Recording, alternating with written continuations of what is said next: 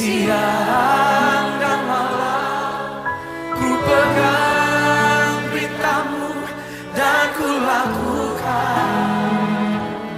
Engkau tahu ya Tuhan, tujuan hidupku hanyalah untuk menyenangkan hati. Haleluya, haleluya, salam. Selamat pagi Bapak Ibu Saudara yang dikasihi dan diberkati Tuhan dimanapun saat ini Anda berada. Kembali di pagi hari ini berjumpa dengan saya, hambanya, Pastor Cornelius Rahtomo Jati. Dan di pagi hari ini saya menjumpai saudara untuk kita bersama-sama mendengarkan renungan kebenaran firman Tuhan. Untuk itu Bapak Ibu Saudara yang kasih Tuhan, sebelum kita mendengarkan renungan kebenaran firman Tuhan, mari saya mengajak setiap kita untuk berdoa. Mari kita berdoa. Bapa di surga, dalam nama Tuhan Yesus Kristus, kami bersyukur kepadamu Bapa buat anugerah-Mu di pagi ini. Kami bangun pagi dengan tubuh yang sehat, dengan jiwa yang kuat, dengan kekuatan yang baru, semua karena kebaikan-Mu dalam kehidupan kami. Dan di pagi hari ini Bapa, kami merindukan Tuhan melawat kami, mengurapi kami dan memberkati kami semua ya Tuhan. Dan kami yakin dan percaya Engkau Tuhan yang Maha Hadir. Engkau melawat kami pagi ini, Engkau mengurapi dan memberkati setiap kami. Untuk itu Bapa, pada pagi ini kami merindukan Engkau berbicara, berkata-kata melalui kebenaran firman-Mu, sampaikan firman-Mu, kami siap untuk mendengarkan. Hanya demi nama Yesus Kristus Tuhan, kami mengucap syukur, kami berdoa. Haleluya. Amin, amin. Puji Tuhan. Baik Bapak Ibu Saudara yang kasih dan berkati Tuhan, pagi ini kita akan berbicara tentang kebenaran firman Tuhan dengan satu tema, mengalami hadirat Tuhan. Mengalami hadirat Tuhan.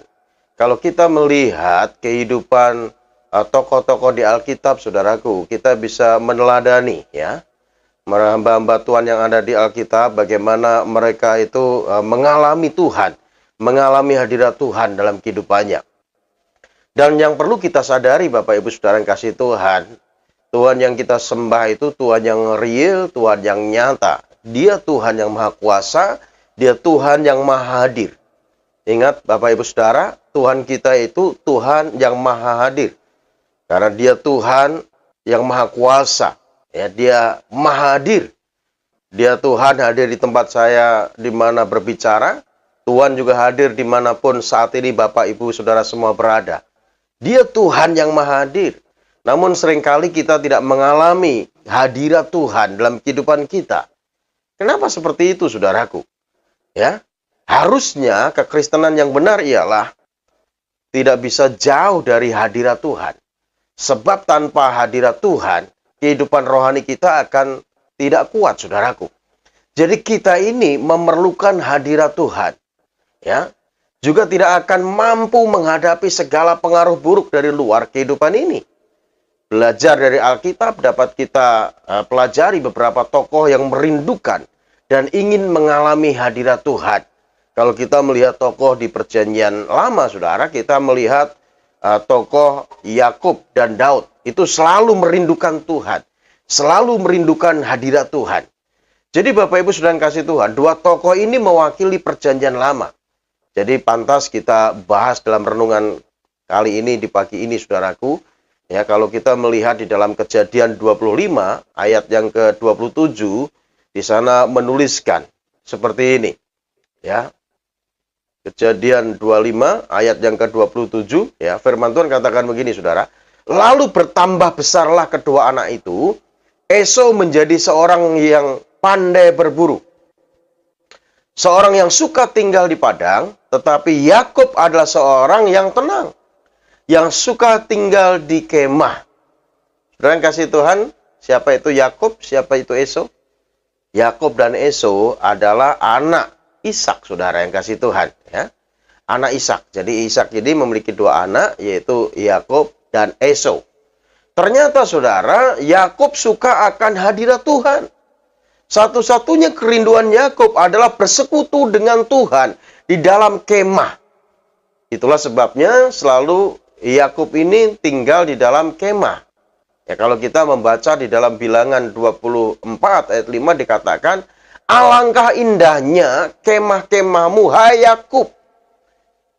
Mengapa saudara kemah Yakub itu dikatakan indah? Karena Yakub adalah pribadi yang suka mencari hadirat Tuhan. Lewat persekutuannya kepada Tuhan, Yakub merasakan hadirat Tuhan. Kemah adalah waktu khusus bersama dengan Tuhan. Bapak Ibu sudah yang kasih Tuhan, kalau kita tidak punya saat-saat khusus bersama dengan Tuhan, maka dikhawatirkan kita akan seperti Esau. Ya, kita akan seperti Esau yang suka berkelana, mengembara dan berburu, saudara. Pada akhirnya Esau juga ditolak oleh Tuhan. Mengapa Esau saat akan diberkati, Esau ditolak? Karena kesukaan Esau adalah berburu binatang. Kehidupan yang suka berburu menunjuk pada kesenangan daging. Makanya pada waktu Esau pulang dari berburu, lalu melihat Yakub ini sedang masak kacang merah, dia merasa lapar. Dia minta semangkok kacang merah pada Yakub, saudara. Lalu dengan mudahnya, karena semangkok kacang merah ini, Esau menjual hak kesulungannya. Harusnya dia punya hak kesulungan. Karena apa? Anak sulung adalah Esau. Dia memiliki hak kesulungan. Namun Esau ini kehilangan hak kesulungan karena apa? Karena keinginan daging. Dia hanya menjual hak kesulungan dengan semangkok kacang merah, saudaraku. Sehingga Esau ini tidak diberkati oleh Tuhan. Jadi saudara yang kasih Tuhan, kehidupan yang suka berburu menunjuk pada kesenangan daging. Tidak suka tinggal dalam hadirat Tuhan. Seperti yang dilakukan oleh Yakub. Yakub suka tinggal di kemah. Artinya Yakub ini suka tinggal dalam hadirat Tuhan. Jadi secara rohani, saudara, hal ini menggambarkan bagi kita bahwa berburu membuat kita itu jauh dari persekutuan dengan Tuhan. Konsekuensinya ialah tidak mengalami hadirat Tuhan. Lalu tokoh yang kedua yang suka terhadap hadirat Tuhan ialah Daud. Tentunya kita semua mengenal tokoh yang satu ini. Daud adalah tokoh yang sangat luar biasa. Ya, di Perjanjian Lama, bahkan sampai sekarang ini Daud ini dikenal sangat luar biasa. Kalau saudara ke Israel, di sana ada bintang Daud. Bahkan bendera Israel itu ada bintang Daud. Ya, luar biasa. Jadi Daud ini adalah tokoh yang luar biasa, yang sangat merindukan hadirat Tuhan dalam kehidupannya. Kalau kita membaca tulisan Daud, saudara, di dalam Mazmur 84, ayat yang ke-10, saudara, Daud katakan begini, lebih baik 1 hari di pelataran Tuhan daripada 1000 hari di tempat lain. Wah, ini sesuatu yang luar biasa yang ditulis oleh Daud, mengungkapkan dari dasar hatinya. Dia katakan lebih baik 1 hari di pelataran Tuhan daripada 1000 hari di tempat lain. Bapak Ibu saudara yang kasih Tuhan, kalimat tersebut dituliskan oleh Daud sebagai penjelasan bagaimana Daud rindu akan hadirat Tuhan. Rindu akan hadirat Tuhan. Lebih baik 1 hari di pelataranmu daripada 1000 hari di tempat lain. Jadi Daud ini selalu merindukan Tuhan. Selalu merindukan hadirat Tuhan. Bila kalimat tersebut diucapkan oleh seorang yang biasa-biasa saja, orang yang sederhana, orang yang tidak punya apa-apa, mungkin kelihatannya itu perkataan yang wajar-wajar saja dan tidak ada keistimewaannya. Iya. Tetapi ucapan tersebut keluar dari mulut seorang raja yang hebat, yang terkenal, yang memiliki segalanya dan hidup dalam kemewahan. Bayangkan saudara, Daud memiliki harta, Daud memiliki istana, Daud memiliki tahta, dan juga memiliki istri yang cantik. Namun Daud katakan, lebih dari semuanya itu, apa yang ada padanya itu, lebih baik 1 hari di pelataran-Mu ya Tuhan, daripada 1000 hari di tempat lain. Jadi Daud ini, ya, sekalipun memiliki segala sesuatu dalam dunia ini, ya, bahkan untuk memuaskan keinginannya pun, Daud bisa kalau mau, Daud memuaskan keinginan dagingnya. Tapi dia tidak andalkan semua yang ada padanya, saudaraku. Dia sadar bahwa segala sesuatu yang ada padanya itu sifatnya sementara. Sehingga Daud ini selalu merindukan akan hadirat Tuhan. Bagi Daud, Tuhan adalah pribadi yang digambarkan sebagai pribadi yang utama dalam kehidupannya. Kalau kita melihat sejak masih remaja, Daud sudah mengenal Tuhan dengan baik.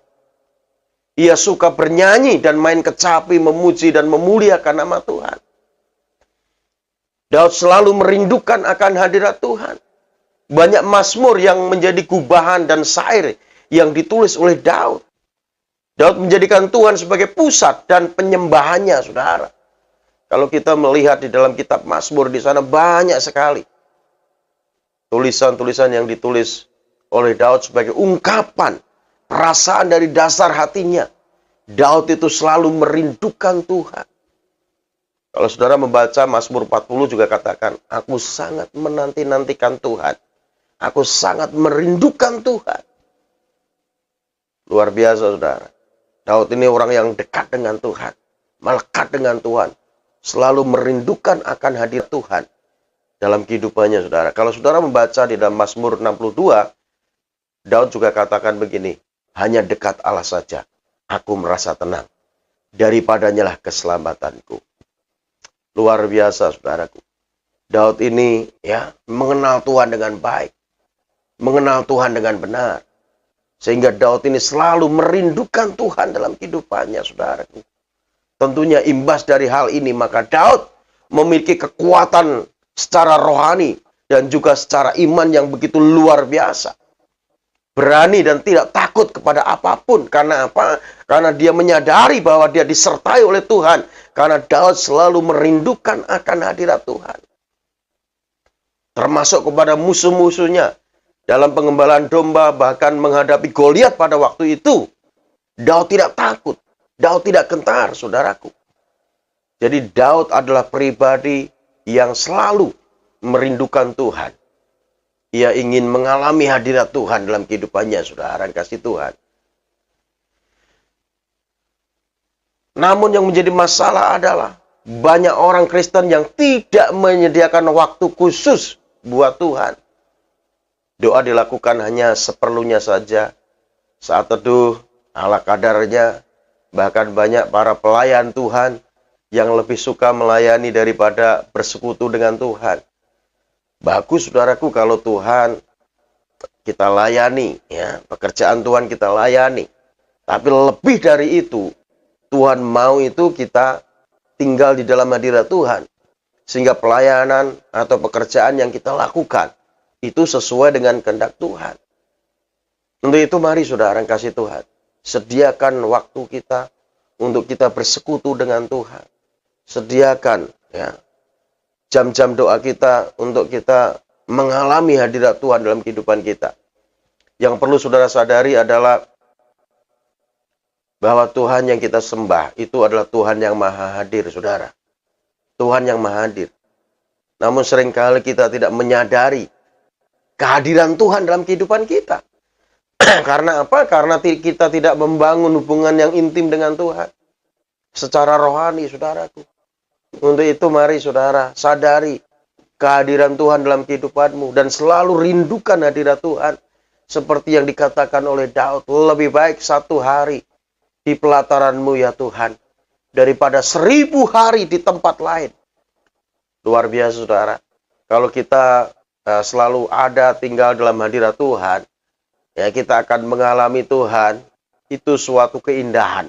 Suatu kepuasan yang sangat luar biasa dalam kehidupan kita. Karena kita mengalami Tuhan secara real, saudara, dalam hadiratnya. Amin, saudara. Ya, kalau kita memuji Tuhan, kita menyembah Tuhan, kita benar-benar merasakan hadirat Tuhan. Kalau kita katakan, kau sungguh indah tiada taranya, sungguh menakjubkan. Kalau kita memuji Tuhan, menyanyi seperti itu, kita memang mengalami keindahan Tuhan. Kita takjub terhadap hadirat Tuhan dalam kehidupan kita, bukan hanya sekedar menyanyi, saudaraku. Kau sungguh indah tiada taranya, sungguh menakjubkan. Waduh, luar biasa. Kalau kita bisa mengalami hadirat Tuhan, kita akan melihat keindahan Tuhan dalam kehidupan kita. Dan ingat saudaraku, kalau kita tinggal dalam hadirat Tuhan, mengalami keindahan Tuhan, merasakan keindahan Tuhan, maka kita akan takjub melihat perbuatan Tuhan yang luar biasa, campur tangan atas setiap kehidupan saudara dan saya. Untuk itu mari saudara, alami, rasakan akan hadiratnya dalam kehidupan setiap kita, saudaraku yang kasih Tuhan. Ya. Untuk itu mari, bila kita selalu membangun hubungan yang intim dengan Tuhan. Ya. Kalau kita tidak ada di dalam hadirat Tuhan, tidak membangun hubungan yang intim dengan Tuhan, maka kita akan hidup dalam kekalahan. Karena apa? Karena kita melakukan segala sesuatu itu tanpa pimpinan Tuhan, tanpa tuntunan Tuhan, tanpa arahan Tuhan. Karena apa? Karena kita tidak merindukan dan merasakan akan hadirat Tuhan dalam kehidupan kita. Untuk itu Bapak Ibu Saudara yang kasih Tuhan, kita harus selalu bersekutu dengan Tuhan dan mengutamakan hal ini daripada kegiatan apapun. Sebelum kita melakukan kegiatan kita di sepanjang hari yang akan kita lalui, mari cari Tuhan, libatkan Tuhan, sertakan Tuhan dalam setiap kegiatan kita, saudaraku. Sebelum kita memulai aktivitas kita, datang dulu dalam hadirat Tuhan. Kalau kita melihat dalam perjanjian baru, saudara, tentunya tokoh yang begitu luar biasa, yang begitu hebat, yang kita kagumi dari dulu hingga sekarang, yaitu Tuhan kita Yesus Kristus. Tuhan Yesus sebelum memulai aktivitasnya dalam pelayanan, dia mengajar, dia menyembuhkan orang, dia menyatakan kuasanya yang begitu luar biasa. Tuhan Yesus itu selalu dia datang kepada Bapa, merindukan tuntunan, pimpinan, arahan Bapa. Kalau kita melihat di dalam Markus 1 ayat 35, pagi-pagi benar, sebelum matahari terbit, Yesus pergi ke tempat sunyi dan berdoa di sana. Dia merindukan apa yang dia harus lakukan, apa yang dia harus kerjakan, sesuai dengan kehendak Bapa. Kalau kita melihat, saudaraku, kehidupan Tuhan Yesus, dia selalu berkomunikasi dengan Bapa. Pada saat murid-muridnya disuruh bertolak ke seberang, Yesus pergi ke tempat sunyi, dia naik ke bukit. Dia datang kepada Bapa. Dan pada saat Tuhan Yesus mau menghadapi salib, mau menerima cawan itu, saudara, dia berdoa di Taman Getsemani. Dia berdoa kepada Bapa, dia minta, kalau boleh cawan ini lalu daripada aku, Bapa. Tapi bukan kehendakku, kehendakmu lah yang jadi. Saudara yang kasih Tuhan, Tuhan Yesus memberi teladan bagi kita untuk kita selalu bersekutu dengan Tuhan.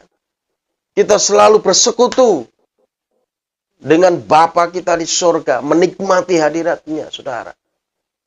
Sehingga apa yang dikerjakan Tuhan Yesus itu sesuai apa yang dimau oleh Bapa. Makanya dia katakan, makananku adalah melakukan kehendak Bapakku dan menyelesaikan semua pekerjaannya. Jadi apa yang dikerjakan Yesus, itulah yang dikerjakan. Apa yang menjadi kehendak Bapa, saudaraku. Sehingga kalau kita melakukan seperti yang Tuhan Yesus lakukan, maka apa yang kita kerjakan akan Tuhan Yesus buat berhasil, saudaraku. Karena kita melakukan sesuai dengan kehendak Tuhan dalam kehidupan kita. Untuk itu sebelum kita memulai aktivitas kita, memulai kegiatan kita, awali dengan doa. Ya, jangan buru-buru tinggalkan hadirat Tuhan. Sehingga saudara akan menghayati kehadiran Tuhan di mana saja, kapan saja. Dan kalau kita melihat di Perjanjian Baru, tokoh yang kedua adalah Rasul Paulus, saudara. Rasul Paulus ini selalu merasakan, mengalami hadirat Tuhan dalam kehidupannya. Di mana saja, kapan saja.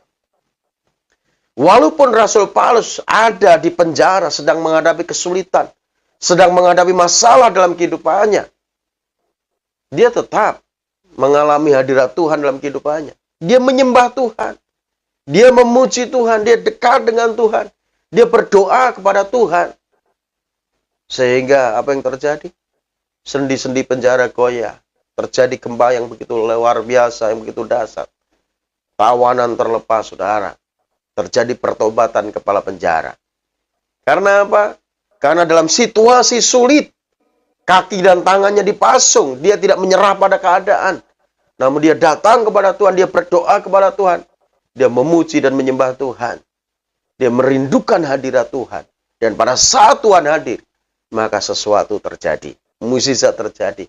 Kelepasan terjadi. Pertobatan terjadi, saudara yang kasih Tuhan. Untuk itu mari saudaraku, selalu rindukan hadirat Tuhan dalam kehidupan kita, saudaraku. Ya, mari kita harus bersekutu dengan Tuhan dan mengutamakan Tuhan dalam kehidupan kita. Sebelum kita melakukan kegiatan apapun, ya, cari Tuhan, alami hadirat Tuhan dalam kehidupan saudara. Karena dengan demikian kita akan mengalami kuasanya, mengalami mukjizatnya. Hadirat Tuhan adalah tempat terindah, nyaman dan tenang di dunia ini, saudaraku yang kasih Tuhan.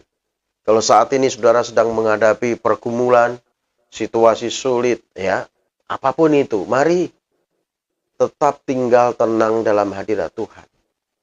Datang dalam hadirat Tuhan. Tinggal tenang dalam hadirat Tuhan.